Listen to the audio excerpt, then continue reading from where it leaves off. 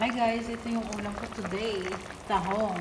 Ayan, nakahanap ako ng tahong sa supermarket. Ayan. First time. First time ko talaga makahanap ng tahong dito. Sa tagal-tagal ko dito. Sa supermarket na lagi kong pinupuntahan. So, ayan. Craving satisfied tayo nito. Let's eat guys. This is our lunch for today. Okay, so kamusta kayo guys? Anong ulam nyo?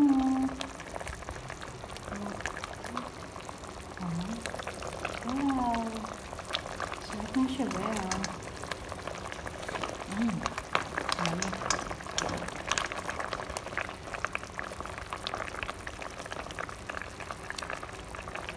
Kumukulok. Kumukulok.